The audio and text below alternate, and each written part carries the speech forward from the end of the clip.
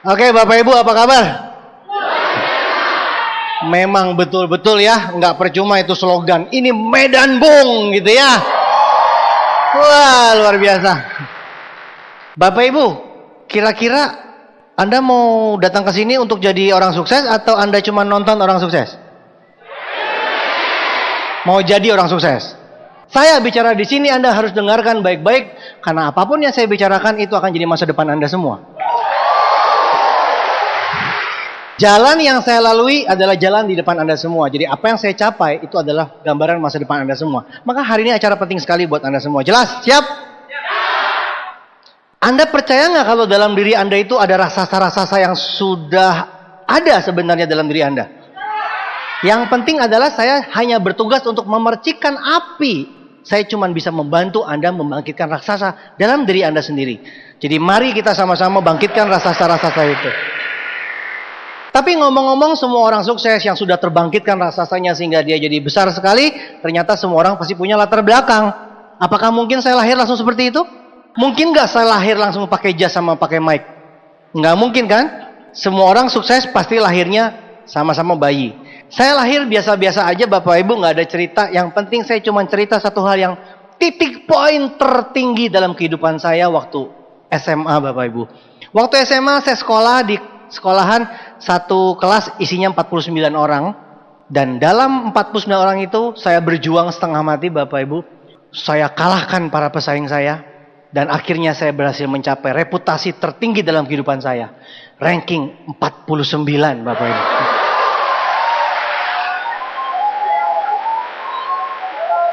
Saya sampai kaget loh. Nyorakinnya gila buat wow. Terus kok ada nada-nada melecehkan gitu loh. Kaget saya. Meraih prestasi tertinggi ranking 49. Tepuk tangan sopan apa nih? Wow. Apa salahnya Bapak Ibu? Anda pikir mudah? Sekarang saya tanya, siapa di antara Anda yang pernah mencapai ranking 49 dari 49 orang? Siapa? Nggak ada kan? Kalau nggak ada berarti saya hebat Bapak Ibu. Jarang ketemu orang kayak gini. Anda punya teman ranking 1, 2, 3. Itu biasa. 49 dari 49 itu kemenangan mutlak.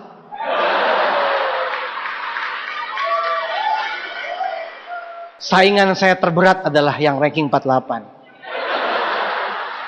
Rencananya ada produser dan sutradara yang mau filmin saya. Perjuangan menghadapi babak terakhir.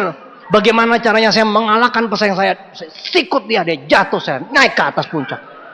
Saya di puncak 49, saya lihat dia 48. Jauh di bawah sana itu ada ranking 1.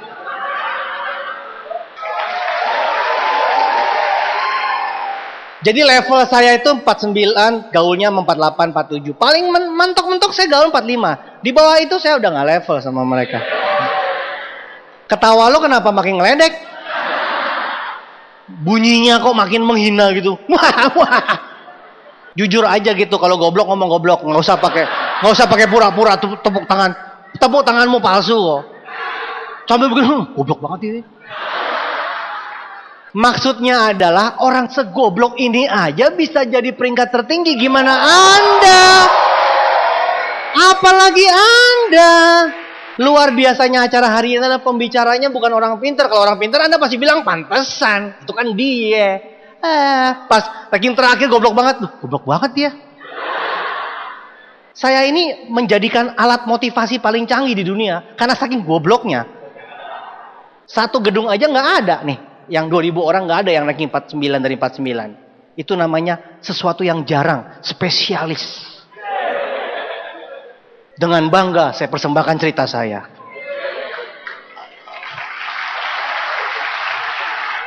Ranking 1 kalau ketemu saya minggir Bapak Ibu. Nggak ada yang berani dekat. Belakangan saya tahu mereka jijik. Awalnya saya pikir mereka minder, ternyata jijik. Nah itu saya nggak ngerti. Belakangan saya tahu. Nggak ada yang mau gaul sama saya. Akhirnya saya kuliah Bapak Ibu di Bandung. Kuliah di Bandung baru 2 bulan. Langsung saya balik ke Jakarta.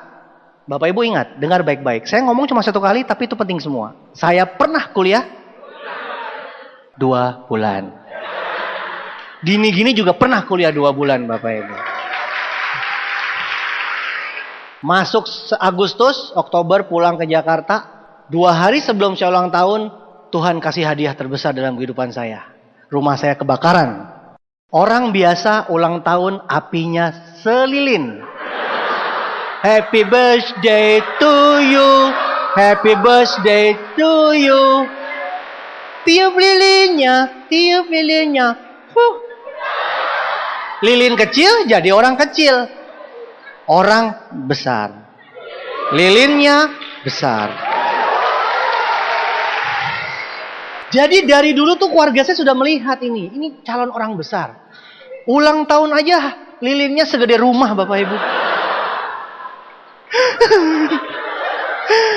Terharu. Tetangga saya datang, saudara saya datang, teman-teman saya datang. Semuanya datang merayakannya Bapak Ibu. Mereka datang, mereka tepuk tangan sambil apinya gede banget. Mana ada orang ulang tahun yang lain. Terus berlebihan gitu, ambil ember. Berlebihan, kan kue ulang tahunnya jadi basah. Ranking terakhir, rumah kebakaran. Papa saya stres, papa saya meninggal. Selesai sudah saya. Mau jadi apa lagi Bapak Ibu? Dulu tidur terus, nggak pernah belajar, nggak pernah masuk sekolah. Akhirnya saya mulai sadar Bapak Ibu, hidup di tangan saya. Akhirnya saya mulai cari duit. Jadi kalau orang tanya sama saya, Pak Luis gimana kok bisa sukses dari muda Bapak Ibu? Jawabannya apa? Papa saya meninggal, rumah saya kebakaran Bapak Ibu. Itu titik baliknya. Jadi pelajarannya adalah Bapak Ibu, Anda pulang dari sini, cari korek api. Maksudnya ambil pelajarannya, jangan tunggu sampai bencana datang baru sadar. Jangan sampai Tuhan nyentil Anda Bapak Ibu. Anda harus sadar sebelum bencana itu tiba. Ngerti ya? Saya sebelum melangkah lanjut, saya takutnya salah ngerti. Ternyata oh gitu ya. Ntar siapa ya? Lo mau titip nggak korek sama gue? Gue beli korek, lo beli minyak ya? Pakai bensin aja biar cepet. Oh, kiat-kiat sukses pulang ke rumah. Gimana kiat sukses Pak Luis? Kebakaran Pak. Orang rumah langsung kaget, takut banget rumah kebakaran. Ijazah habis kebakaran semua. Satu-satunya peninggalan saya adalah fotokopian raport 1 halaman. Dan halamannya tepat ranking 49. Kisah nyata Bapak Ibu. Kalau Anda ke Bandung saya tunjukin. Gak punya ijazah sama sekali. Cuman punya fotokopi raport. Dan kenapa Tuhan memilih ranking 49 itu? Saya pikir-pikir Tuhan aja bangga sama gue loh. Itu kan namanya puncak prestasi saya. Pas ranking 49. Sumpah gue juga gak ngerti kenapa. Terus fotokopinya ada cap. Legalisir. Sesuai dengan aslinya. Malu-maluin banget tuh. Pakai ditulis sesuai dengan aslinya lagi. Heran saya. Jadi Anda ke Bandung saya tunjukin nanti. Jadi ya udah Bapak Ibu. Gak punya apa-apa. Mau kerja di kantor gak punya ijazah. Mau buka toko gak punya modal. Bintang film gak laku. Nyanyi mic-nya rusak semua. Jadi penodong dinodong balik. Tapi ngomong-ngomong soal kerja di kantor nih, saya mau tanya nih, di sini ada nggak yang kerja di kantor? Saya nggak suka Bapak Ibu kerja di kantor. Kenapa? Kalau saya perhatiin kerja di kantor itu, ngapain kerja kayak begitu? Pergi pagi, pulang malam, penghasilannya pas-pasan. Kayak di iklan Tri di TV itu sekarang. Makan Indomie, kalau ke kafe dari pagi sampai sore ngobrol-ngobrol. Awal bulan terima gaji, tanggal 15 sudah habis.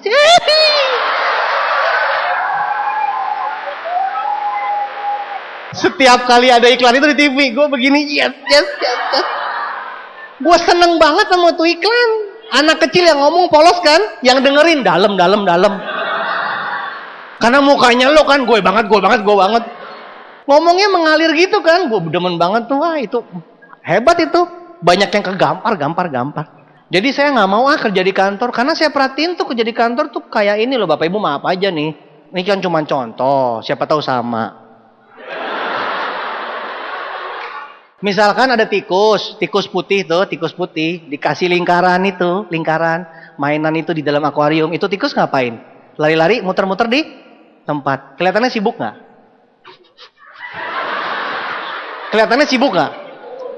Sibuk muter-muter sampai di mana? Sampai di situ-situ aja kan? Kenal nggak sama orang itu? Kerja keras sampai tua nggak kaya-kaya. Ngapain Pak? Cari nafkah. Ngapain Pak? Cari duit. Pagi malam, pagi malam, pagi malam. Miskin. Miskinnya stabil. Miskin. Miskin aja pakai stabilizer. Miskin.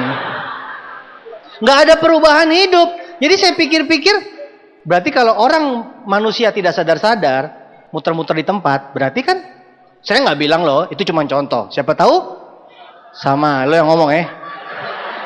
Jadi jangan sampai kita hidup seperti tikus, muter-muter di tempat, Bapak Ibu. Kalau di Jakarta itu, di Medan juga sama loh. Pergi kantor macet nggak?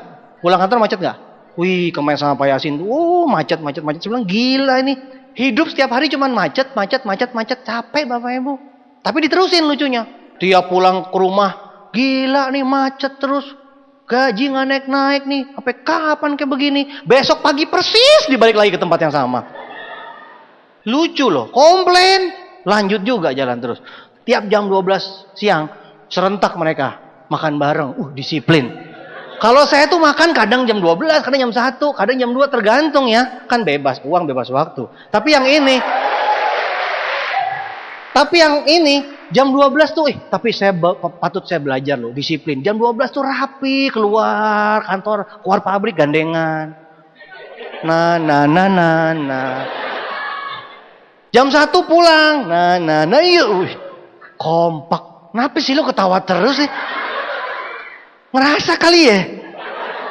Bapak Ibu, ciri khasnya gini. Kalau dia ketawanya lanjut, berarti ketawain sebelahnya. Coba dengerin. Tapi kalau ketawanya begini, berarti ngetawain diri sendiri, yang ngomong dia loh, yang ngomong. Jadi ketawa itu juga bisa dua macam, bisa dicek tuh. Semenit baru ketahuan, belakangannya gimana? Masih ketawa atau gitu bilang, sabar. Yang penting masa depan lah ya. Jadi Bapak Ibu jam 12 jam 1, kalau lagi makan komplain tuh atasan gue tuh, kalau gue nggak tahan nih gue habisin dia. Gue udah nggak sabar nih, pegangin tangan gue nih, gue udah mau melayang nih, gue habisin nih, bener gue gila, gaji nggak naik, dimarah-marahin terus. Gak pernah dipuji, gila, kesel banget nih gue telah dimarahin. Wah, gue mah paling anti sama orang kayak gitu. Wah, ngoceh jam 12 pulang ke kantor ketemu bosnya, siang bos. Kalau ketemu, habis tuh bos. Siang bos.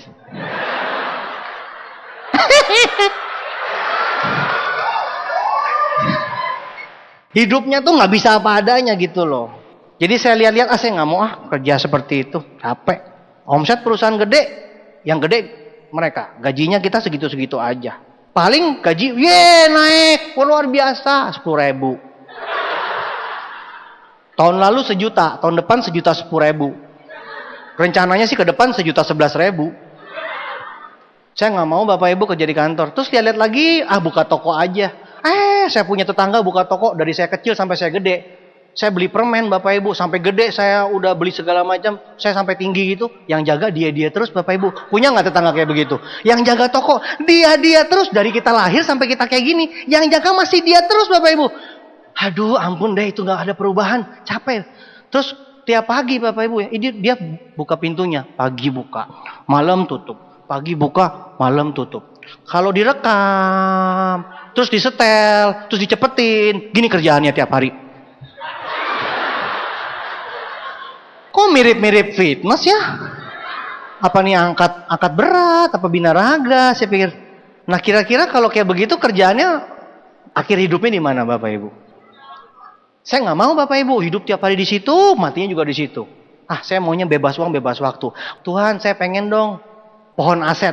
Bangun aset 1-2 tahun, habis itu kita bisa menikmati Bapak Ibu.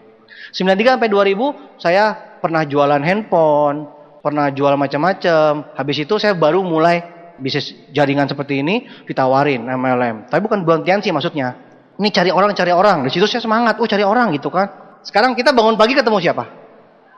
KTM ketemu orang, ke toilet kemana ketemu orang, kemana pom bensin ketemu orang. Jadi bisnis cari orang itu luar biasa. Saya bilang, gampang ini mah.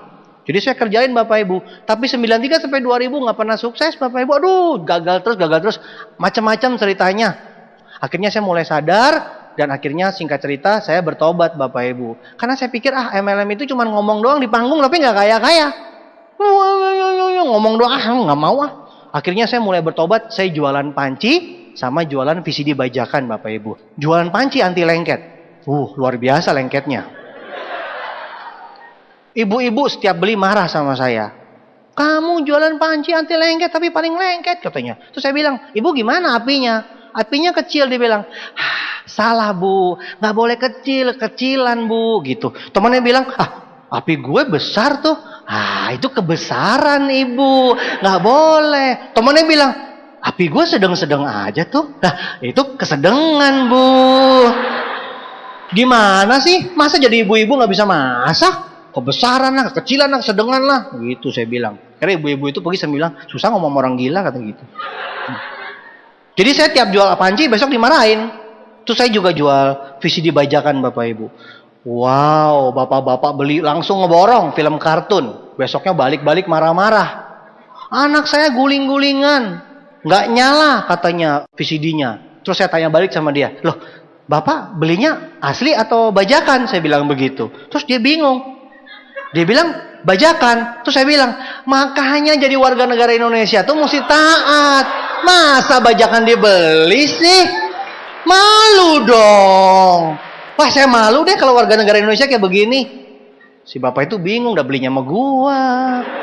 Akhirnya di papa itu pergi. Susah deh ngomong orang gila gitu. Jadi saya dapat duit dari panci sama VCD sambil digila-gilain orang gitu terus Bapak Ibu. Saya pikir-pikir sampai kapan saya hidup seperti ini. Bangun lihat panci. Tidur lihat panci. Mimpi ngimpi panci. Ngimpi setan pocongnya kayak panci. Semua kayak panci. Saya bilang hidup saya kayak begini saya nggak mau. Jadi saya pikir Tuhan ayo dong saya mau ingin Tuhan tuh kasih perusahaan MLM yang besar Bapak Ibu. Doa saya dijawab Bapak Ibu. Dapat tawaran Tiansi Bapak Ibu awal 2001. Awal perubahan hidup saya. Tuhan kabulkan doa saya. 2001 Januari saya mulai jalankan Tiansi. Awalnya mah sombong banget saya bilang. Sibuk lah nggak apa. Saya tuh dulu orangnya sibuk miskin sombong Bapak Ibu. Tapi akhirnya saya pelajari, lama-lama saya menemukan bahwa Tiansi ini benar-benar sempurna. Nggak ada cacatnya Bapak Ibu. Saya kan pengalaman 93 sampai 2000. Pengalaman dari bidang kegagalan maksudnya. Jadi saya bilang kemana-mana, nih profesornya. Tanya MLM, profesor di bidang kegagalan. Saya hafal segala macam perusahaan yang kegagalan. Saya bilang saya nggak mau deh kayak gitu-gituan. Tapi sejak saya jalankan Tiansi Bapak Ibu, saya pelajari semuanya sempurna, nggak ada lagi kekurangannya Bapak Ibu.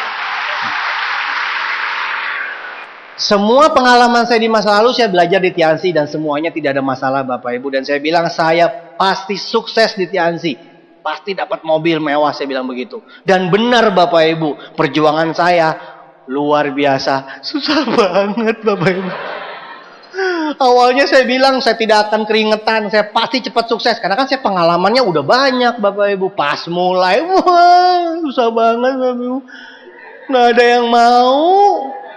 Semua orang saya tanyain nggak ada yang mau Bapak Ibu. Teman-teman saya semuanya nolak. Teman saya bilang, yang dulu mana? Katanya yang dulu bagus. Saya bilang, yang dulu bagus tapi ini paling bagus. Alah yang terakhir juga paling bagus. Ini beda. Lo bilang yang terakhir beda. Ini yang paling besar. Yang terakhir katanya paling besar.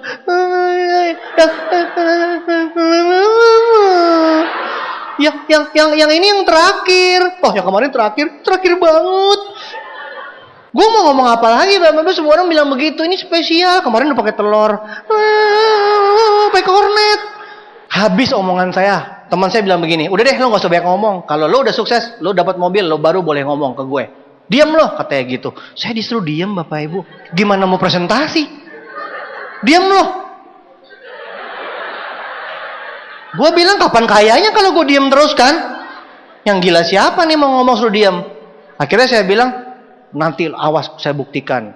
Ya udah Bapak Ibu. Akhirnya saya ketemu teman-teman saya, nggak ada yang mau. Habis itu ketemu keluarga saya Bapak Ibu. Keluarga saya kumpulin, terus keluarga saya mau presentasi. Baru mau mulai, kakak saya bilang, Luis, duduk. Lah, gue yang mau presentasi. Luis, duduk. Papamu itu meninggal pesannya cuma satu, titip anak yang paling kecil. Saya keluarganya 5, yang 4 insinyur semua, sekolah. Saya nggak pernah lulus sekolah. Jadi papa saya meninggal mikirin itu anak paling kecil masa depannya nggak jelas. Mau meninggal, yang dititipin saya Bapak Ibu itu. Pikirin, yang kecil nggak punya masa depan.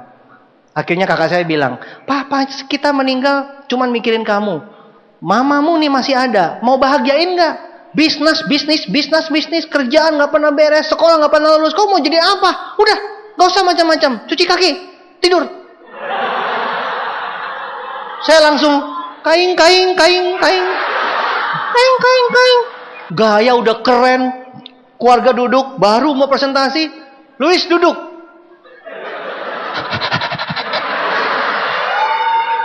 Duduk, cuci kaki, tidur.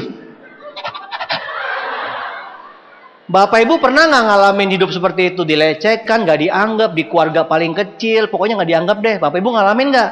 Sampai sekarang mungkin Anda masih ngalamin. Udah deh, omongan nggak didengar, ngomong tuh nggak ada artinya. Bapak Ibu tenang, Anda Direktur Diamond berikutnya. Kan sama saya juga digituin Bapak Ibu. Saudara semuanya nolak, tidak ada yang mau Bapak Ibu. Akhirnya Tuhan menyelamatkan saya. Ibu kos saya sakit.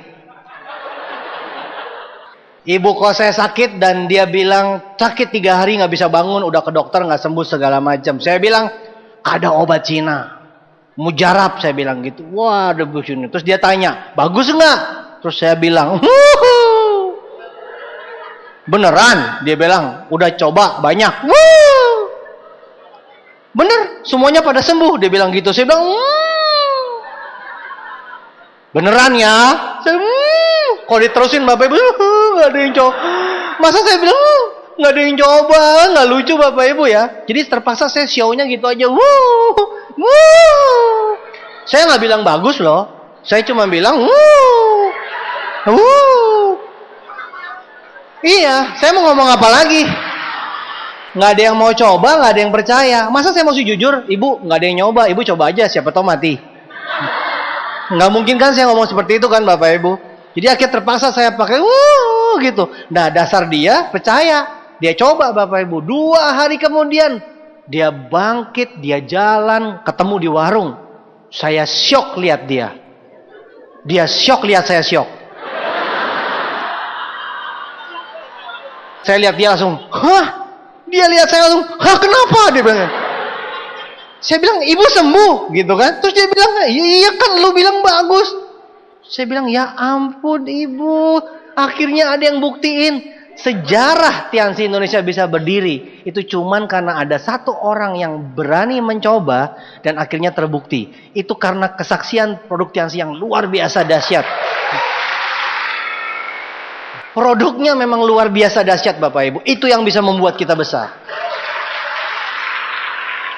Jadi jangan sampai Anda ikut perusahaan lain yang nggak jelas apa produknya, nggak jelas apa perusahaan segala macamnya. Masa depan kita itu dijamin oleh sebuah perusahaan yang besar karena produknya dahsyat. Jadi kalau kesaksian produknya udah luar biasa dahsyat, itu otomatis nyebar semua. Tanya aja mereka, betul? Kenapa bisa besar? Kenapa? Saya nggak usah tanya Lok Semawi kenapa bisa booming seperti itu. Saya nggak usah tanya. Udah pasti satu sembuh semuanya cerita Bapak Ibu. Nggak pernah saya ketemu ada orang stroke bangun terus ditanya kenapa sembuh? Kasih tahu nggak ya?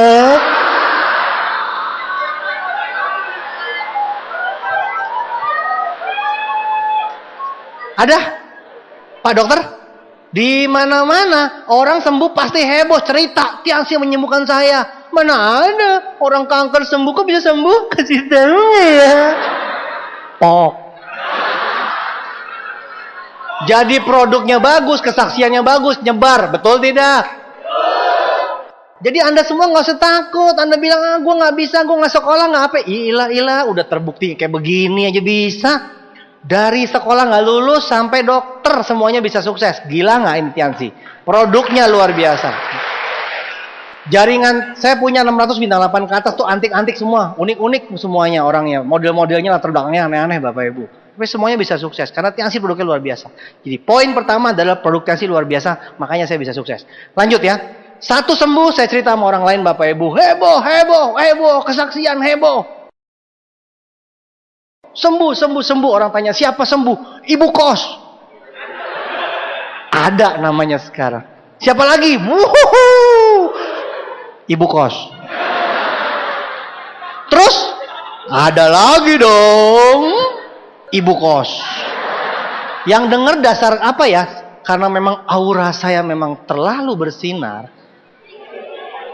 Aura positifnya terlalu menyinari. Jadi orang tuh denger tuh sambil bingung, kayaknya sama, tapi kok kayaknya gayanya beda. Tapi akhirnya mereka bilang, wow banyak ya.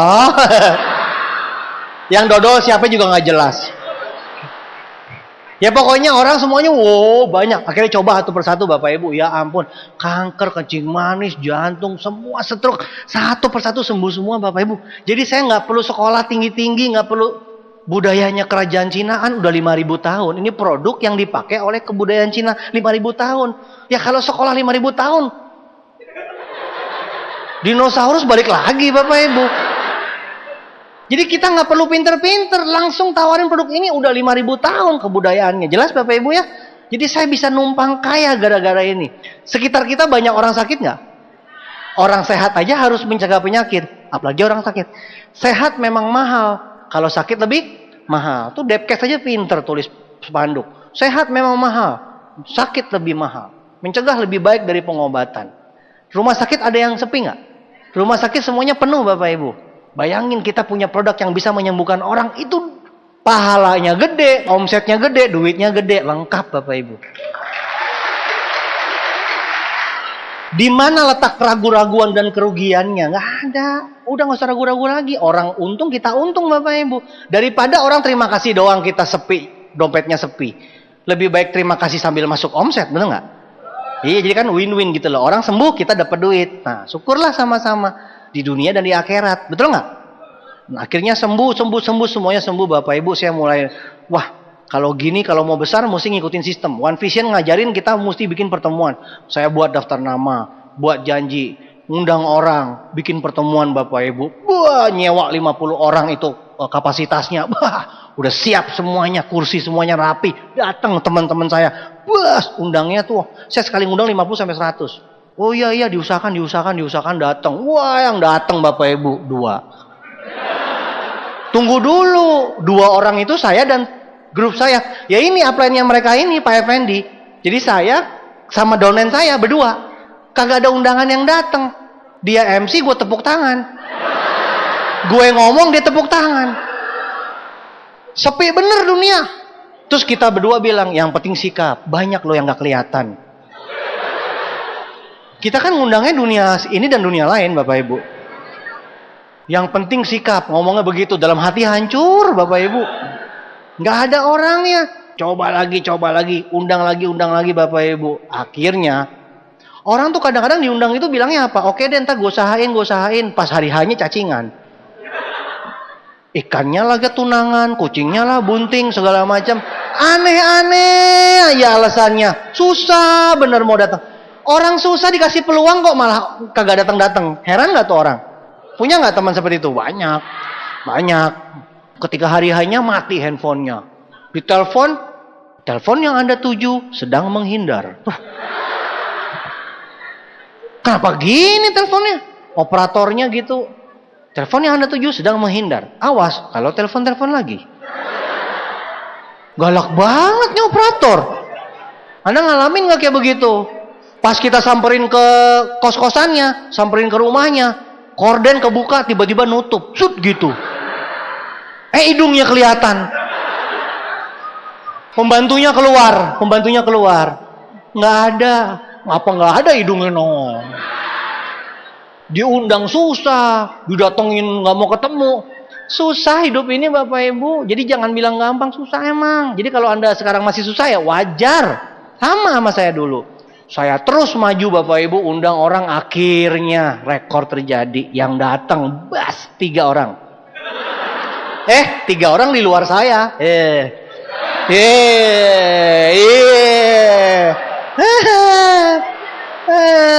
Pasti dikira 3 orang termasuk saya. Ketepu. 3 orang di luar saya. Yang pertama langsung MC-nya ngomong, ya acara dimulai, handphone di silent. Wih, orang pertama langsung silent Bapak Ibu. MC-nya bingung. Gua ngomong handphone silent, kenapa dia yang silent? 1 gugur.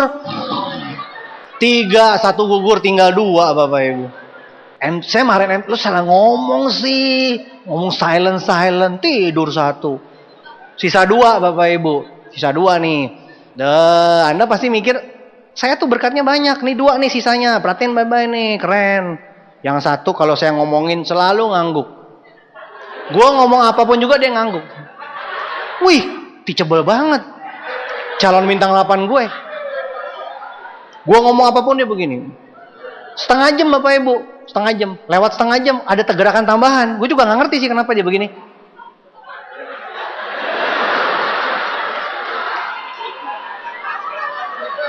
Yang pertama gue ngerti, yang berikutnya gue kagak ngerti. Kenapa dia begitu begini?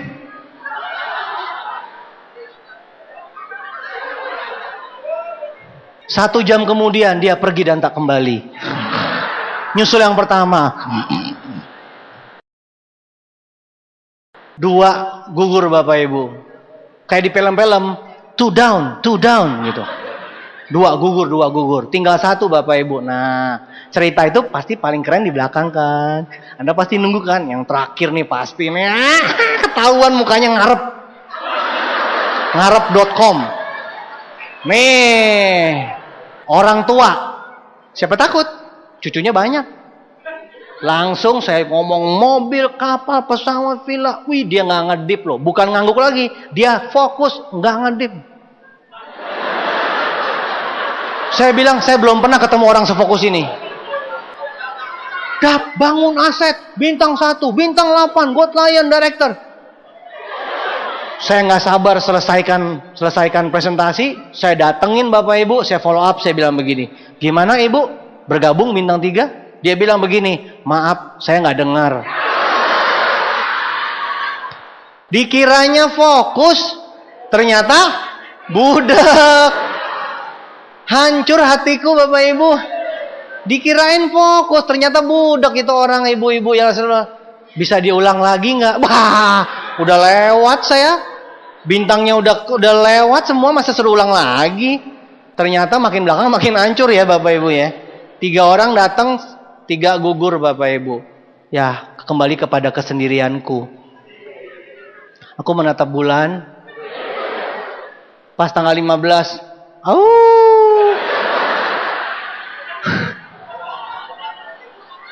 Aku menanyakan kepada Tuhan, apa maksudnya? Katanya, Kartini habis gelap terbitlah terang. Atau kenapa gue gelap terus ya? Habis gelap terbitlah gelap.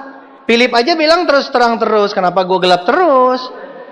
Akhirnya Bapak Ibu, bulan memberikan jawaban. Beli buku positif, katanya gitu. Baca buku Bapak Ibu. Tulisannya gini nih. Orang sukses adalah orang yang paling banyak kegagalan. Ya ampun. Saya baca lagi. Terus beneran saya ulangi lagi. Orang yang paling sukses itu adalah orang yang paling banyak mengalami kegagalan. Saya lihat buku itu. Dan buku itu memandang saya Bapak Ibu. Saya ke kanan, dia ke kanan. Saya ke kiri, dia ke kiri. Saya ngerasa buku ini ngomongin gue banget. Saya salting Bapak Ibu. Saya baca lagi. Orang yang paling banyak gagal.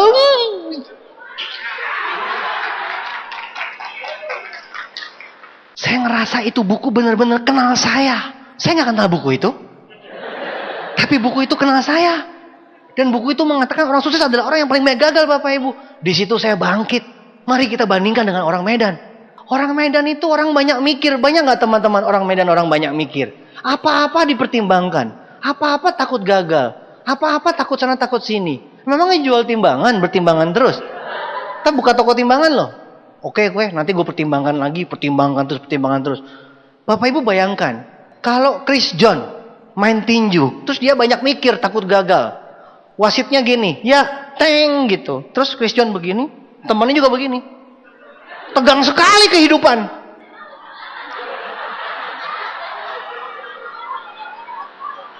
Yang penontonnya sesak nafas, asma, jantungan, besok 3.000 orang meninggal.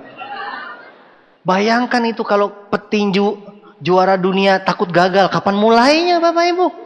Bola, Medan, lawan Bandung. Prit. Satu stadion mati. Nasional mati semua Bapak Ibu. Tewas karena menonton pertandingan yang tidak kunjung mulai. Soalnya dia mikir, nanti kalau gue gini gimana? Kalau gue gini, kalau kalah gimana? Kalau kalah, kalau gagal, kalau gini, kalau gitu, nanti kalau gini, atau kalau gitu. Tahu Susi Susanti nggak? Susi Susanti, juara dunia bulu tangkis, pernah kalah nggak? Pernah kalah nggak? Susi Susanti melawan Susiem di pojok kanan. Susi Susanti, rekor bertanding 5 kali kalah dan sekarang juara dunia. Di sebelah kiri, Susiem tidak terkalahkan. Wow, tidak terkalahkan. Stres loh orang dengarnya loh. Tidak pernah kalah. Rekor bertanding belum pernah. Bagaimana mau menang kalau tidak pernah bertanding? Tidak masalah kalah, tidak masalah gagal. Yang penting bangkit terus, belajar terus. Karena suatu saat ketika Anda bangkit dari kegagalan, Anda akan menjadi pemenang. Simple. Saya tadi ke toilet Bapak Ibu, saya tak kaget lihat pintu itu. Tolak tulisannya. Dia tahu materi saya. Dia saya belum buka, tolak dia bilang. Saya pintu saja ngerti kalau mau sukses harus ditolak dulu. Sesudah acara ini, jangan kejar-kejar saya buat foto. Itu foto dulu pintu itu tuh. Pintu menuju toilet. Pintu menuju sukses. Baca itu. Tolak. Saya bilang luar biasa Medan. Pintu saja tahu jalan menuju sukses. Tolak dulu. Tolak adalah jalan menuju sukses. Jadi Bapak Ibu nggak usah takut gagal, nggak usah takut ditolak, tidak usah takut kalah. Contoh saja, Anda petinju, tidak usah ngerti tekniknya, nggak usah ngerti apa-apa. Ikutin yang cara Pak Ruli, stand and fight, stand and fight. Lawan juara dunia, kita nggak usah jago-jago, cukup ditonjok KO bangun, tonjok KO bangun, tonjok KO bangun, tonjok KO bangun, tonjok KO bangun. Kira-kira itu capek nggak juara dunianya? Dia tonjok, tonjok. Lama-lama kita bangun terus, lama-lama kita tiup dia KO. Jadi yang penting juara dunianya atau tak pernah menyerah. Bangkit terus. Juara dunia juga kalah sama dia Bapak Ibu. Tidak usah takut gagal. Justru gagal makin banyak, kata buku, semakin sukses. Karena orang ketika gagal mampu belajar dari kegagalan daripada nggak pernah ngapa-ngapain. Bertanding saja tidak, bagaimana mau belajar? Kalau kita bertanding, resikonya bisa kalah, bisa menang. Ambillah resiko itu. Kalau kalah, berjuang lagi, kalah, belajar lagi. Jadi kita menang. Tapi kalau tidak bertanding, resiko kalah tidak ada, resiko menang mbahmu. Bertanding saja tidak, bagaimana kau bisa menang? Ini logikanya. Kalau Anda jadi orang tidak usah banyak mikir. Saya pikirkan dulu. Saya kasih waktu Bapak Ibu 3000 tahun. Silakan mikir. Ya, Anda mikir saja. Itu dompetmu nambah nggak? Mikir saja sudah. Silakan. Oke, saya kasih waktu 1 menit ke depan. Silakan berpikir keras. Siapa yang nambah dompetnya? Berpikir keras sana, cepat. Kanker otak lah kau. Berpikir keras, sakit keras lah kau. Berpikir boleh, tapi bertindak lebih banyak. Kalau gagal, kalau kalah, so what gitu loh. Jadi kalau Anda gagal, gue harus bilang wow gitu. Bukan masalah. Nah, tinggal lakukan saja, gagal, kalah, belajar lagi. Ternyata kunci suksesnya Pak Luis cuma seperti itu Bapak Ibu. Nyelonong aja terus Bapak Ibu. Mulailah saya belajar di buku itu. Saya mulai lagi. Disitulah mulai Tuhan kasih berkat. Entah kenapa Tuhan itu selalu buat model seperti itu. Kita dikasih susah, dikasih masalah. Kalau kita sudah lewatin baru kita dikasih berkat. Mungkin Tuhan nggak mau gitu kasih berkat gratisan kali ya. Sekarang saya tanya. Kalau Anda tidak usaha, tapi Anda bisa dapat hasilnya. Tuhan bukan yang kasih. Setan kali yang kasih ya. Ya kan? Anda curiga setan apa Tuhan? Tapi kalau Anda gagal, Anda berdoa, Tuhan kasih. Anda gagal, Anda berjuang, Anda berdoa, Tuhan kasih. Kita rasakan nggak Tuhan itu ada? Jadi memang itu desainnya seperti itu Bapak Ibu. Desainnya itu kita susah dulu baru sukses. Kalau susah terus sukses, ceritanya juga enak. Naik panggung. Dulu saya gelap, dulu saya gagal, sekarang saya sukses. Mantapnya itu cerita. Coba orang naik panggung. Bapak Ibu, saya lahir kaya, sekarang kaya. Terus, ya sudah. Sepatu lempar toh, puh.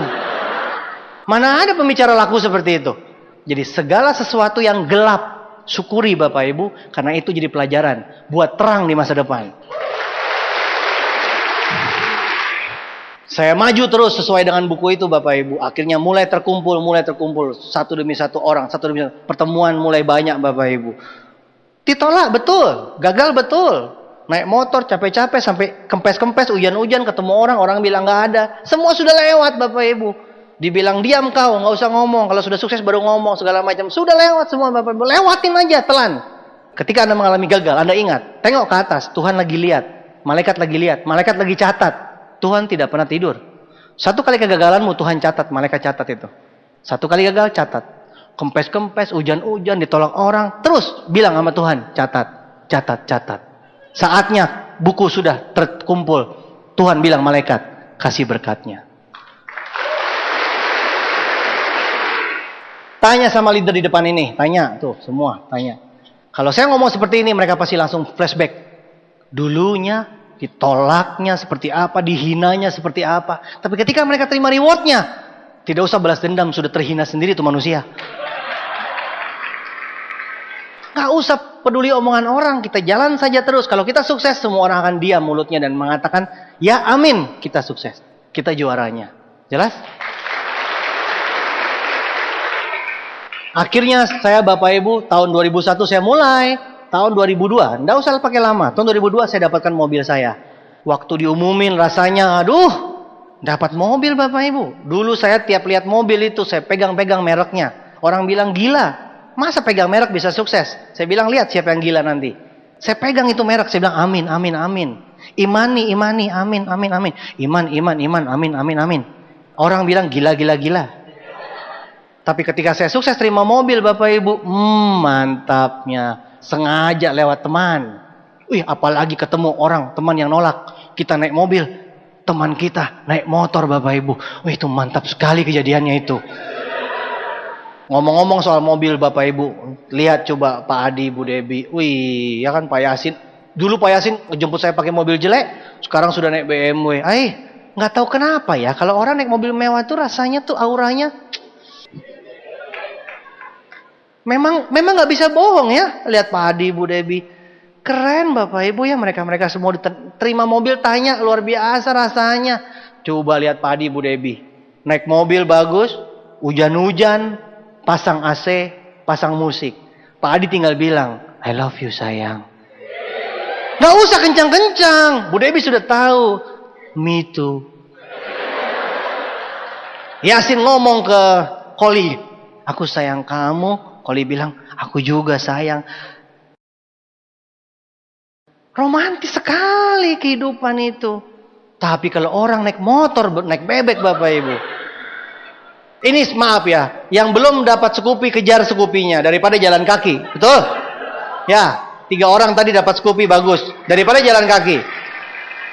Tapi sekarang ini, omongan saya untuk naik kelas, upgrade. Bagi yang terima motor, ayo kejar mobil. Kan orang bilang, ayo kejar mobil. Bagi yang naik motor bebek sekarang, bertobatlah Bapak Ibu.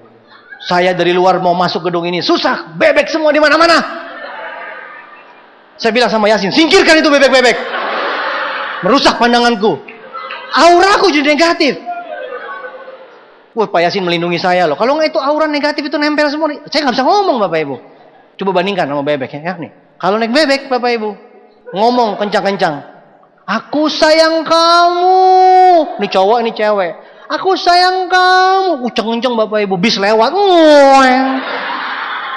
Ceweknya bilang, apa? Aduh, cowoknya bilang, habis suaraku. Aku sayang kamu. Ceweknya bilang, apa?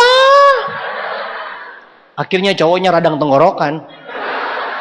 Minggu depan diputusin. Ceweknya bilang, kamu sekarang udah gak pernah ngomong sayang sama aku.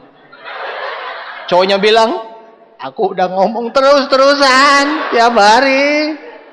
Itu akibatnya Bapak Ibu, perbedaan naik motor dengan naik mobil. Satu hal yang paling luar biasa, saya liatin, saya juga gak ngerti. Itu kalau hujan-hujan Bapak Ibu. Kalau mereka hujan-hujan tambah mesra. Tapi kalau di Medan kemarin saya lihat, bapak, ibu, anak 2 di tengah. Bapak, ibu, anak bebek 2 di tengah. Naik motor toh, hujan. Langsung si bapak minggir, dengan gagahnya dia minggir, ya berubah.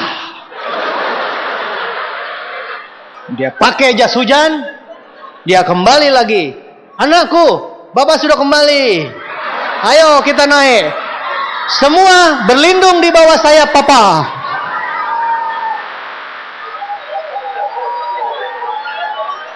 Saya melihat ada anak kecil ketawa. Jangan-jangan kejadian ini.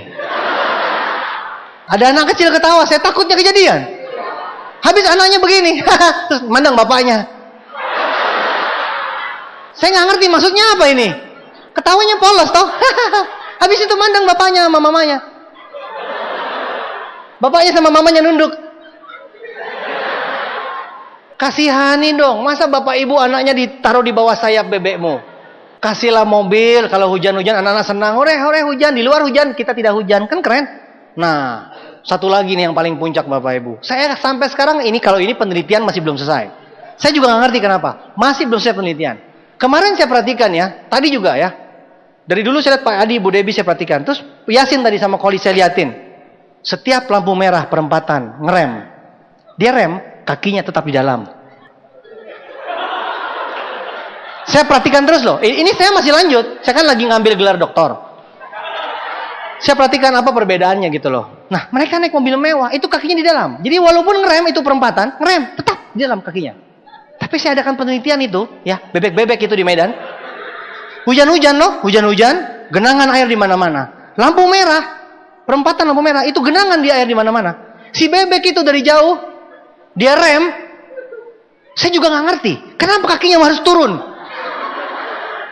Kenapa? Jadi dia berhenti lampu merah, terus dia bilang lagi, ya basah. Sudah tahu hujan, sudah tahu genangan air, kakinya cemplung lagi, plung. Dia ngomong lagi, ya basah. Sampai sekarang saya selidiki itu kenapa ya? Itu fenomena alam. Belum ketemu kenapa alasannya. Saya tidak pernah lihat itu Yasin sama Koli waktu di lampu merah itu. Tidak mungkin dia rem, kakinya keluar gitu, nggak mungkin. Sebelah kiri kaki Yasin, sebelah kanan kaki Koli. Tidak mungkin. Belum pernah itu Pak Adi sama Bu Debi kakinya keluar itu waktu di lampu merah itu. Satu sini. Sebelah kanan kaki cowok, sebelah kiri kaki cewek. Tidak pernah. Maka Bapak Ibu bagi yang mengerti kondisinya, tolong berikan email ke saya, kasih masukan. Ada apa? Kenapa bebek itu harus turun kakinya? Jadi bagi Anda yang pulang hari ini naik bebek Bapak Ibu, tolong pulang jangan bareng-bareng. Malu kalau di lampu merah, sama-sama turun kakimu. Plung. Lihat kiri, lihat kanan. Hehehe. Polisi bingung. Lu ngapain ketawa-ketawa? Kita bilang, dari Selekta bos. Yang ketawa ini pasti orang gila dari Selekta bos. Makanya pulang dari sini, pulangnya sendiri-sendiri, jangan barengan. Malu dong. Kalau lampu merah dari jauh sudah ngerem. Kalau yang boncengan, atur. Satu kiri, satu kanan. Jaga keseimbangan. Jangan sampai lampu merah. Malu kalau lampu merah, ya. Lah, terpaksa. Blong. Apalagi kalau hujan. Sebelahan juga lagi. Plung. Senasib nih ya. Saya sudah kebayang ini nanti sore ini terjadi kecelakaan di mana-mana. 3.000 kecelakaan terjadi di Medan serentak. Semua terjadi di lampu merah. Karena mereka ngotot kakinya dipertahankan. Kakinya tidak menyentuh tanah. Akhirnya motornya jatuh kiri, jatuh kanan. Gubrak. Kasihan deh loh. Jadi Bapak Ibu bagi yang naik motor bertobat. Dapat mobil niaga.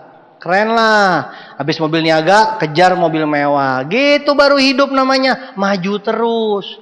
Habis terima mobil, saya terima kapal, pesawat, villa. Semua sudah lewat, semua sudah terima semua. Saya bebas uang, bebas waktu, keliling dunia. Pergi negara mana aja, mau nginep di hotel mana aja, semuanya beres Bapak Ibu. Saya cuma mau cerita, dulu hidup saya susah, kos-kosan, di dekat Maranatha. Saya pernah masuk supermarket, beli makanan kaleng, habis di kasir, nggak punya uang, saya balikin lagi Bapak Ibu semua. Mau bayar, uangnya nggak ada, saya balikin lagi dengan rapinya. Macam-macam. Saya pernah isi bensin mobil 3.000. Mobil, saya dulu punya mobil jelek, isi mobil bensin mobil 3.000. Pom bensinnya bingung, ini motor berbentuk mobil. Mobil saya itu selalu kempes. Setiap jalan selalu kempes. Jadi saya selalu dongkrak. Jendela mobil saya kalau dibuka langsung hilang. Fush. Jadi kalau teman saya mau buka jendela, stop. Karena kalau dia buka langsung hilang. Wiper saya yang nyala cuma satu di penumpang, supir mati. Jadi kalau hujan-hujan, saya mesti begini. Lampu saya pecah. Jadi air masuk ke lampu saya. Jadi airnya menggenang. Kasih ikan mas koki cocok. AC selalu mati, radiator selalu mati. Dulu waktu dari Bandung ke Jakarta, pembicara PM gitu, saya datang, wah ditungguin waktu di Jakarta. Pas sampai di sana langsung asapnya keluar dari mesin, radiator jebol. Semua udah lewat Bapak Ibu. Kalau ingat-ingat kos-kosan, aduh, saya pernah makan kayak Kentucky gitu, ayam, kan mahal tuh, 3.000, dikit lagi. Di dekat kampus, di warung 1.000 banyak. Jadi saya beli nasi, naik motor bawa ke seperti Kentucky gitu. Saya masuk, simpen nasinya di sini. Saya makan, beli ayam saja. Sama Pak Happy saya, Pak Happy. Ini upline-nya Pak Johan, upline-nya Pak Felix. Sama Happy berdua. Ayam di meja, nasi di bawah. Ketika tangannya mencomot ayam, muka pede. Habis itu tangan nyomot nasi. Kayak maling. Ayam lagi, pede lagi. Saking mikirin duitnya Bapak Ibu, itu nasi lebih banyak beli di warung, saya beli. Pernah nggak Anda datang ke Kentucky nasi buat sendiri? Hush, ketawanya menghinanya Pol. Waktu saya di kos-kosan Bapak Ibu, air sering mati, listrik sering mati. Jadi saya kalau buang air kecil, itu airnya mesti diirit-irit. Kenapa? Karena kalau nanti malam airnya mati, saya pipis, buangnya pakai apa? Masih mending kalau pipis. Tapi kalau buang air besar, airnya habis. Masa gue tiup?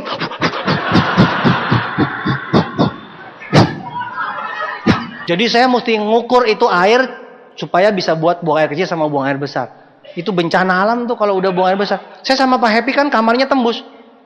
Tinggal pilih, dia apa saya yang kena korbannya. Air sama-sama kita jaga bersama. Susah loh hidupnya tuh. Nih, kalau mau lihat kamar kos saya, silakan. Jadi ada gang.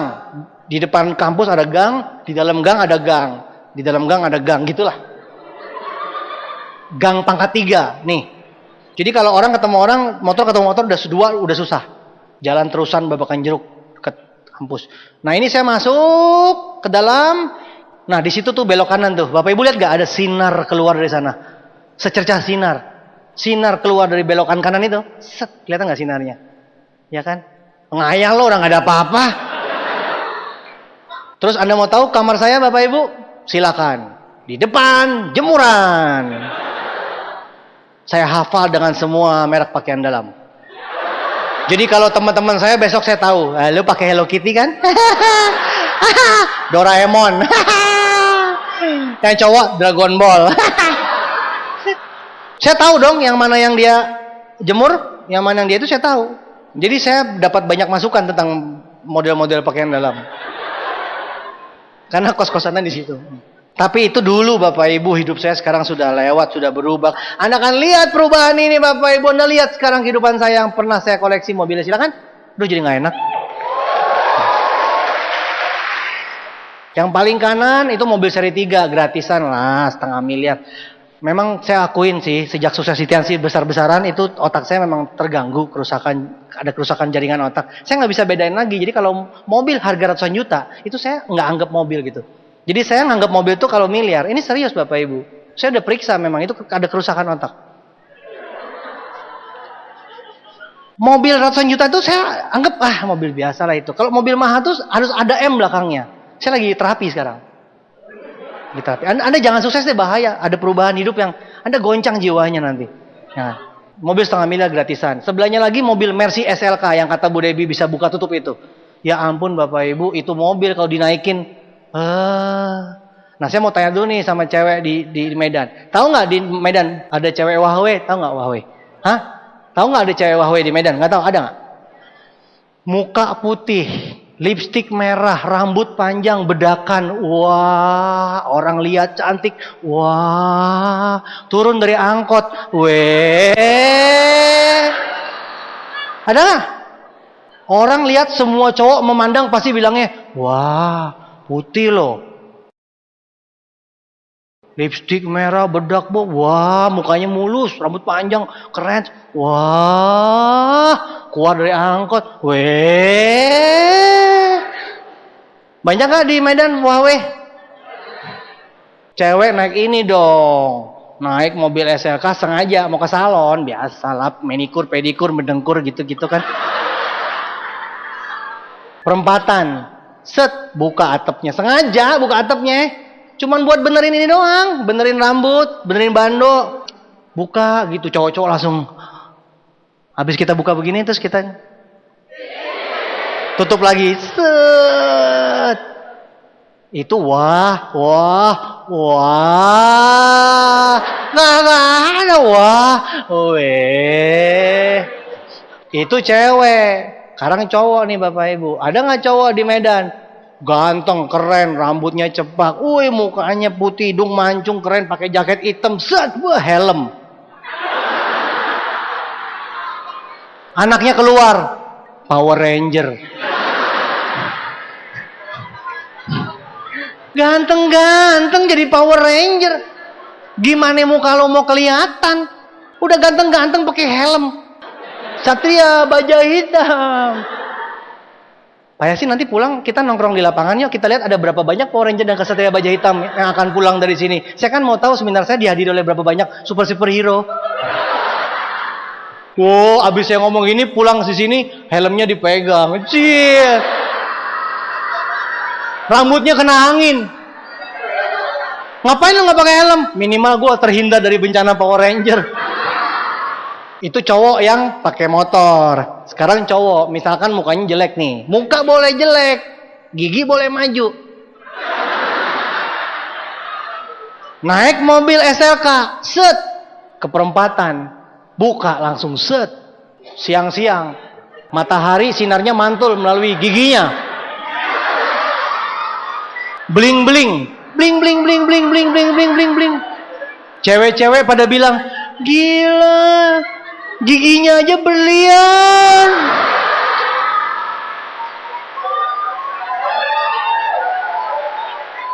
Kesimpulannya apa? Muka nomor 13, Bung. Kendaraan bisa ngupgrade. Muka ganteng jeblok Power Ranger. Gigi tonggos berubah jadi berlian. Lo kebayang kan?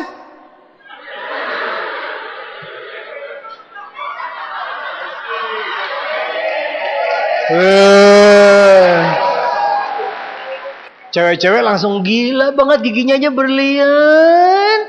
Duh, will you marry me gue dong. Next tuh, sebelahnya lagi mobil BMW seri 6. Kalau tadi Mercy SLK 1 miliar. Mobil BMW seri 6. Saya beli tahun 2005 waktu itu. 2006 ya. Ke dealer BMW nggak pakai ngomong, nggak pakai nanya, langsung aja bikin SPK gitu. Mau pesan gini-gini. Nah, ada nggak? Ada. Bisa inden. Langsung tulis. Nggak nanya harga, swear. Selesai sudah kasih KTP, orangnya bingung. Gila masih muda banget. Wah iyalah. Terus baru saya tanya, berapa duit? 1,8 miliar. Ya udah bayar cash gitu Bapak Ibu. Itu kejadian loh, nyata. Yang punya mobil itu cuma 10 di Indonesia. Yang lain kredit. 9 kredit. Saya cash satu-satunya. Bukan masalah saya punya duit, saya lebih kaya dari mereka, bukan. Tapi mereka kan orang-orang usaha itu kan biasanya kan duitnya diputar segala macam. Jadi mereka kredit. Kalau saya duitnya mau diapain? Datang terus. Wah, saya kalau naik BMW seri 6 Bapak Ibu lewat. Lampu merah saya lewatin. Polisi mau nilang. Mau priwit. Nggak bisa dia. Kagak priwit, kagak keluar. Serius. Dia lebih sibuk ngeliatin mobilnya daripada lewat. Oh, saya udah pergi baru. Prit. Saya balik lagi loh Bapak Ibu, saya langsung bilang, tugas yang bener dong, bilang gitu. Iya, saya tegur dia Bapak Ibu, nggak bohong. Saya maksudnya mau tegur nih, tugas nggak bener nih. Itu mobil keren Bapak Ibu. Orang liatin itu bisa sampai kejedot loh tiang listrik. Beneran, saya lewat dia itu kejedot tiang listrik. Apa ya, rasanya tuh dunianya kita tuh keren gitu loh. Orang liatin, seneng gitu liatin, wah keren gitu. Sebelahnya lagi Audi TT Bapak Ibu. Itu 1 miliar saya beli ya, keren juga. Sebelahnya lagi Jaguar XF. Itu yang lama Jaguar XF. Sekarang saya ganti yang baru Bapak Ibu. 1,35, 1 miliar 350 juta. Jaguar XF. Nah Bapak Ibu lihat mobil ini saya langsung bangga banget. Kenapa? Karena mobil yang dipakai sama Pangeran William sama Putri Kate itu. Yang di London itu loh, London. Jadi mereka itu keluarga kerajaan sama keluarga Perdana Menterinya itu dijemput pakai mobil Jaguar seperti ini Bapak Ibu. Saya langsung rasanya kayak satu anggota Royal Buckingham gitu loh. Jadi rasanya tuh kayak anggota kerajaan Inggris. Bener Bapak Ibu. Saya lihat TV gitu langsung, gila keren banget mobil gua. Keren banget loh. Udah lo gak usah lihat mah, bebek gak akan lewat, bener. Ditembak. Bebek lewat langsung tembak. Jadi mobil ini benar-benar membanggakan Bapak Ibu. Nah itu mobil Bapak Ibu ya, oke lah mobil. Sekarang rumah. Ya itu rumah di belakangnya atau lebih dekat lagi. 30 miliar Bapak Ibu, 2000 meter. Di Hook. Kenapa bisa 30 miliar? Marmernya aja lantainya 3,5 miliar. Saya kasih waktu 5 detik lah supaya buat nyimak. Soalnya loading lama gitu. Maksud lo 3,5 miliar itu marmernya lantainya. Tuh 2, 3, 4, 5. Semoga masuk. Susah loadingnya. Ada liftnya. Kenapa saya kasih lift Bapak Ibu? Karena saya anak yang berbakti sama orang tua. Orang tua saya, mama saya kakinya udah sakit, susah naik tangga. Tahu diri dong, bikinin lift. Masa gitu aja nggak ngerti? Nggak perlu pinter kan? Iya dong, kasih lift. Mama saya tinggal pencet naik, keren. Anda, mamanya sakit, papanya sakit, pakai tali dikerek. Udah mak, emaknya bilang, belum lagi. Dasar lo anak durhaka lo. Sabar ya mak. Pakai lift dong. Kalau sakit naik tangga nggak bisa tuh gimana kalau mau naik? Lift 300 juta. Kacanya, kan rumah saya penuh kaca. Rumah saya adalah rumah yang terbanyak kacanya di seluruh Indonesia. Rumahnya paling banyak kacanya. Kacanya 1,5 miliar. Dinding kacanya saja 1,5 miliar. Akibatnya saya mau bikin korden, kena saya. Proposalnya korden 1 miliar. Saya bilang gila ini 1 miliar. Orangnya malah balik marah sama saya. Siapa suruh Bapak punya rumah kaca semua? Jadi kordennya banyak. Satu hal yang paling menarik Bapak Ibu di rumah saya punya kloset. Klosetnya 65 juta. Kloset buat pup. Klosetnya minimalis, bulat begitu, nggak ada tangkinya. Jadi kalau Anda lihat pasti bingung, loh mana tangkinya? Nggak ada flashnya. Saya yakin Anda habis buang air Anda pasti bingung. Gimana nih gitu kan? Pakai iman Bapak Ibu. Mesti pakai iman supaya nge-flash. Ya kalau pipis, kalau BAB. Kamu lama banget. Iya Pak, lagi niup. Kloset 65 juta. Masuk akal dikit kenapa juga saya beli. Mau tukar nggak bisa Bapak Ibu. Terpaksa diceritain supaya bikin sakit hati Anda. Daripada jadi ini mendingan jadi cerita kan. 65 juta. Motor gua 5 jejer jadi kloset. 6 kali ya. Dengerin Pak Luis tambah lama tambah sakit hati. Gua baru beli Innova baru nih, disamain sama cincinnya. Ada yang tersinggung di sini beli Innova. Beli Innova bangga-bangga sama cincin. Innovanya di sini. Ada yang tersinggung di depan. Jadi Bapak Ibu Anda mau nggak punya hidup seperti ini? Mau berubah hidupnya? Beneran? Bener. Capek nggak sih datang ikut seminar sukses pulang gagal lagi capek nggak? Saya nggak mau seperti itu. Saya kalau seminar itu pasti ada hasilnya, nggak mau sia-sia. Jadi Anda harus berubah hidupnya. Saya mau kasih tahu Bapak Ibu yang paling penting Anda harus punya namanya impian. Percuma Anda dengerin saya sampai kapan juga kalau Anda nggak punya impian. Anda punya nggak impian seperti itu hidupnya? Punya nggak? Kalau Anda punya impian seperti ini, Anda pegang. Impian itu kan seperti tujuan hidup. Impian itu adalah sebuah pikiran. Pikiran penting nggak? Karena pikiran jadi ucapan. Pikiran jadi ucapan. Ucapan jadi tindakan. Makanya orang bilang ucapanmu adalah doamu. Maka dari itu, pikiran jadi ucapan, ucapan jadi tindakan. Tindakan jadi kebiasaan. Tindakan diterusin jadi kebiasaan. Kebiasaan jadi karakter. Karakter menentukan masa depan. Jadi kalau kita lihat masa depan kita, semuanya adalah tergantung daripada apa yang kita pikirkan. Jadi hati-hati dengan pikiranmu sekarang.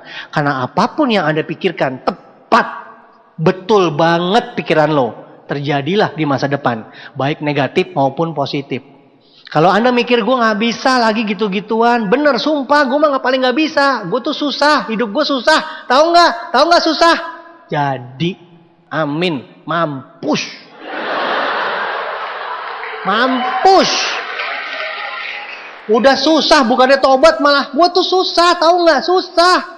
Tapi kalau Anda berubah hidupnya, berubah pikirannya jadi positif. Saya bisa, saya pasti bisa, saya bisa kaya, saya bisa sukses. Otomatis pikiran Anda akan menentukan masa depan Anda juga pasti sukses.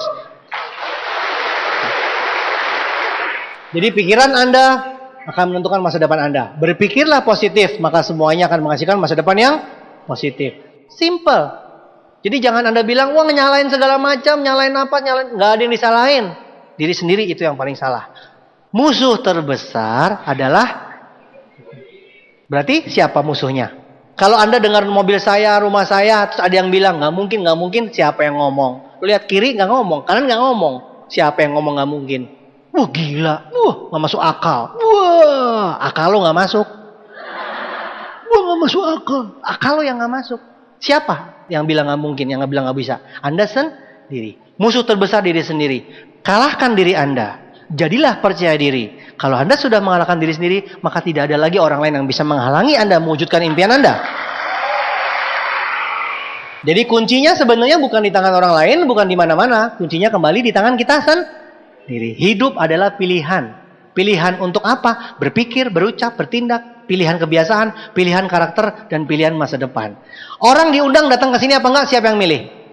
Orang datang duduk sini, dengerin apa enggak? Siapa yang milih? Orang dengerin, percaya apa enggak? Siapa yang milih? Orang percaya, dilakuin apa enggak? Siapa yang milih? Orang ngelakuin, bertahan atau tidak, mengalami kegagalan, siapa yang milih? Dan siapa yang memilih hidupnya sukses? Semuanya hidup adalah pilihan di tangan Anda sendiri, bukan di tangan orang lain.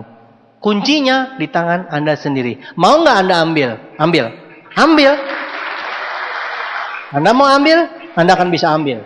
Jadi bukan di tangan orang lain. Jelas Bapak Ibu? Impian harus besar. Karena itu adalah pikiran. Dan itu akan menentukan masa depan Anda. Itu yang paling penting hari ini. Dan semuanya ada di tangan Anda sendiri, bukan di tangan orang lain.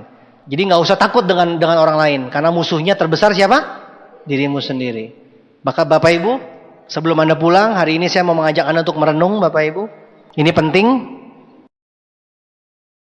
Tundukkan kepala Anda, pejamkan mata Anda. Mari kita semua sekarang lupakan sebelah Anda, Bapak Ibu. Fokus sama saya. Saya akan bicara dari hati ke hati.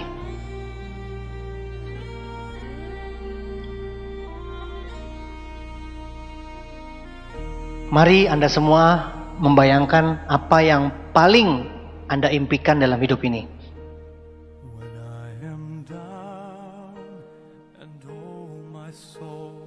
Apa yang paling Anda impikan dalam hidup ini, Anda bayangkan sekarang, Anda nyatakan sekarang. Dan jangan main-main, karena pikiranmu dan ucapanmu adalah doamu. Bayangkan impian Anda yang paling dalam. Impian Anda yang paling besar yang belum Anda capai. Impian Anda yang paling besar yang belum Anda capai.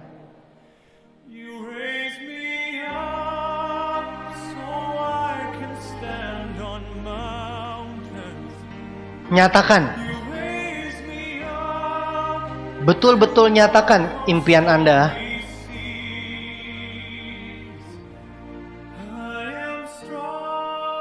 Dan sesudah Anda nyatakan impian Anda, saya mengajak Anda untuk membayangkan wajah-wajah orang yang Anda cintai.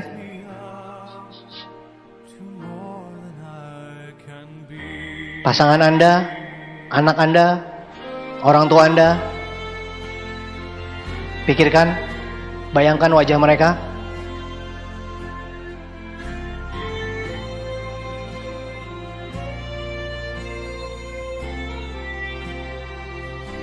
Anda mau berjuang untuk mewujudkan impian Anda demi wajah-wajah orang yang Anda cintai bisa tersenyum.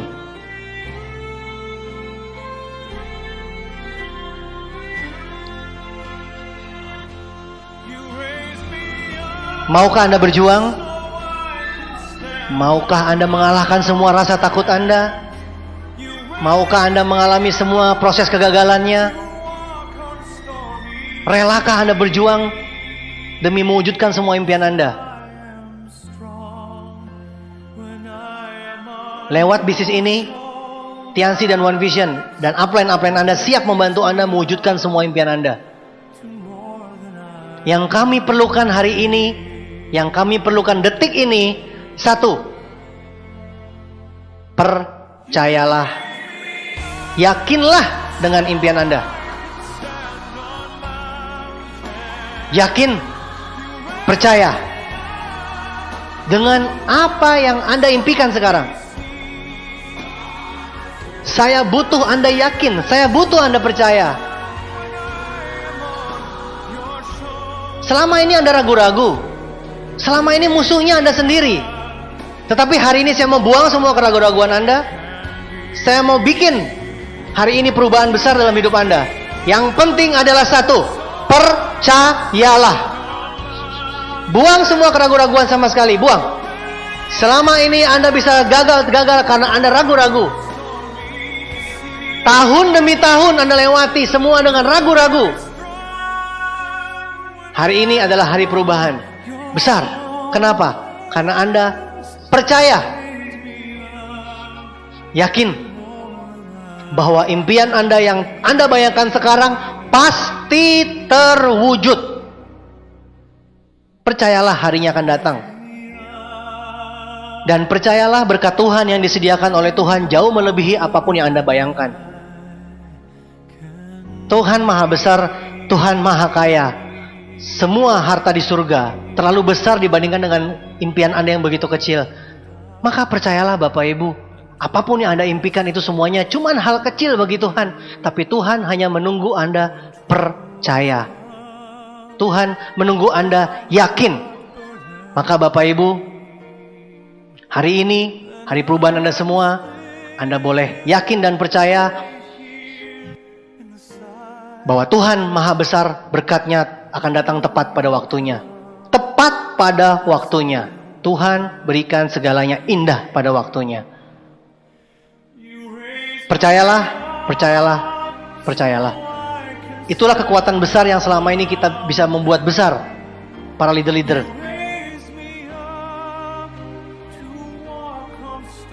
Maka Bapak Ibu dalam kesempatan berharga ini, percayalah 100%, percayalah 1000%. Buang semua keraguan-raguan. Saya hanya bisa membantu Anda supaya Anda percaya, sisanya urusan Anda dengan Tuhan.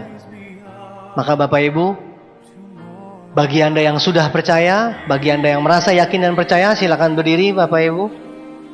Bagi Anda yang percaya, impian Anda jadi kenyataan, angkat tangan Anda Bapak Ibu. Ini bukan hal yang bodoh, tapi ini hal yang sudah kita lakukan dan selalu terjadi, bahwa Tuhan melihat tangan Anda naik, dan inilah yang akan terjadi. Jika Anda percaya, maka semuanya akan jadi kenyataan.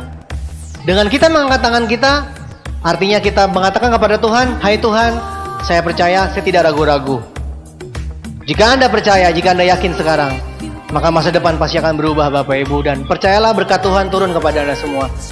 Kami para upline Anda hanya bisa membantu Anda, tetapi kepercayaan yang terakhir tergantung diri Anda sendiri. Maka percayalah dengan tangan ke atas dan katakan, Tuhan, imani dan amini semua berkat Tuhan akan turun tepat pada waktunya kepada Anda semua di sini, tidak terkecuali. Sampai jumpa di